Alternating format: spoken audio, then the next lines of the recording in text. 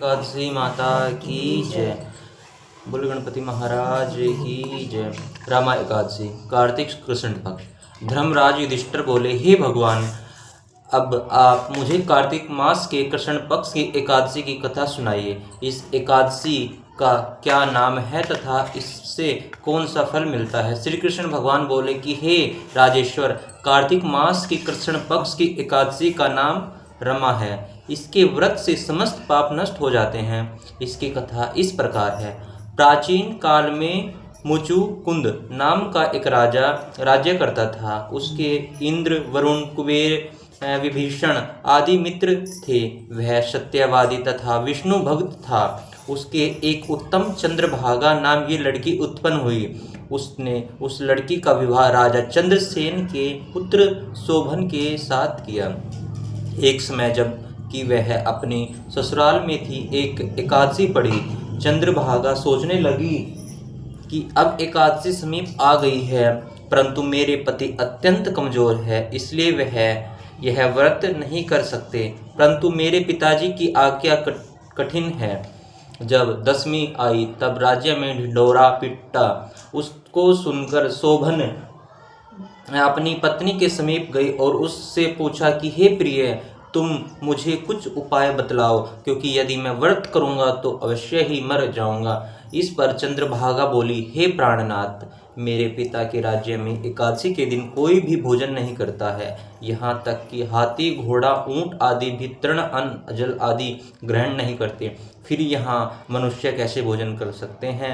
यदि आप भोजन करना चाहते हैं तो यहाँ से किसी दूसरे स्थान को चले जाइए, क्योंकि यदि आप इसी स्थान पर रहोगे तो आपको व्रत अवश्य करना पड़ेगा। इस पर शोभन बोला कि हे प्रिय, आप का कहना बिल्कुल उत्तम है। मैं अवश्य ही व्रत करूंगा और मेरे भाग्य में जो लिखा है वही होगा। ऐसा विचार करके उसने एकादशी का व्रत किया और अब सूर्य भगवान की अस्त हो गए और जागरण के लिए रात्रि हुई। वह शोभन को दुख देने वाली थी। दूसरे दिन प्रातः होने से पहले शोभन इस संसार से चल बसा। राजा ने उसके मृतक शरीर का दहन करा दिया। चंद्रभागा अपने पति की आज्ञा अनुसार अग्नि में दहन न हुई, परंतु पिता के घर रहना उत्तम समझा। रामा एकादशी के व्रत के प्रभाव से शोभन को मंद्राचल पर्वत पर धन धान्य से युक्त तथा शत्रुओं से रहित एक उत्तम नगर प्राप्त हुआ। एक समय मुकुंदचंद नगर में रहने वाले एक सोम शर्मा नाथ का ब्राह्मण तीर्थ यात्रा के लिए निकला। उसने घूमते घूमते उसको देखा। उस ब्राह्मण ने उसको अपने राजा का जमाई जानकर उसके निकट गया। राजा शोभन ब्राह्मण को देखकर आसन से उठ खड़ा हुआ। उसने अपने ससुर तथा स्त्री चंद्रभागा की कुशलता को पूछने लगा। सोम शर्मा ब्राह्मण बोला कि हे राजन, हमारे राज कुशल है तथा आपकी पत्नी चंद्रभागा भी कुशल है। अब आप अपना वृतांत बतलाइए। मुझे यह बड़ा आश्चर्य है कि ऐसा विचित्र और सुंदर नगर आपको किस प्रकार प्राप्त हुआ। शोभन बोला कि हे ब्राह्मण, यह सब कार्तिक मास की कृष्ण पक्ष की रमा एकादशी के व्रत के प्रभाव से है। इसी से मुझे यह अनुपम नगर प्राप्त हुआ है, परंतु यह अध्रुव है। इस पर ब्राह्मण बोला कि हे राजन, यह अध्रुव क्यों है और ध्रुव किस प्रकार हो सकता है, सो आप मुझे समझाइए। मैं आपके कहे अनुसार ही कहूँगा। आप इसे किंचित मात्र भी झूठ न समझो।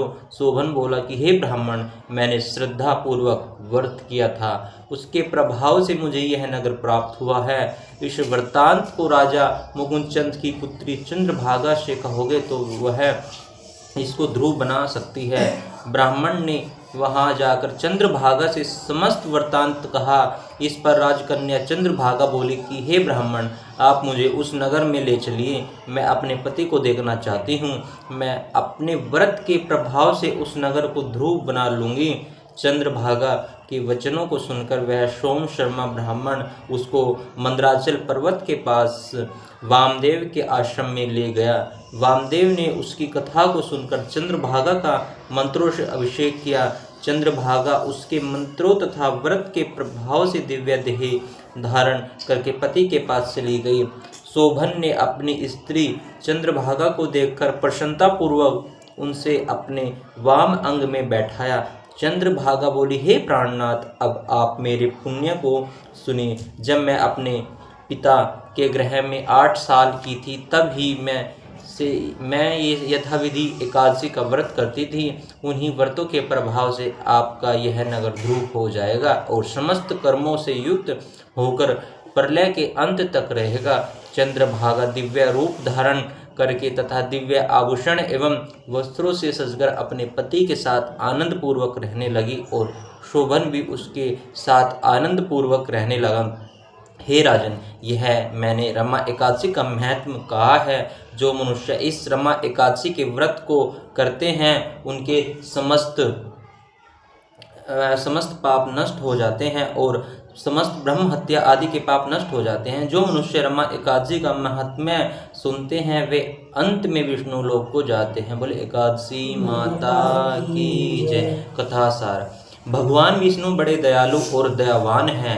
श्रद्धा पूर्वक या विवश होकर भी यदि कोई उनका पूजन या एकादशी का व्रत करता है वह उसे भी उत्तम फल प्रदान करते हैं। किंतु प्राणी को चाहिए कि वह भगवान की पूजा पूरी श्रद्धा से करे। शोभन अपनी पत्नी द्वारा श्रद्धा पूर्वक किए गए एकादशी व्रतों को धारण कर अपने राज्य को स्थिर कर सका। ऐसी सुकर्मा पत्नी भगवान श्री विष्णु की अनुकंपा से ही प्राप्त होती है। बोले एकादशी माता की जय।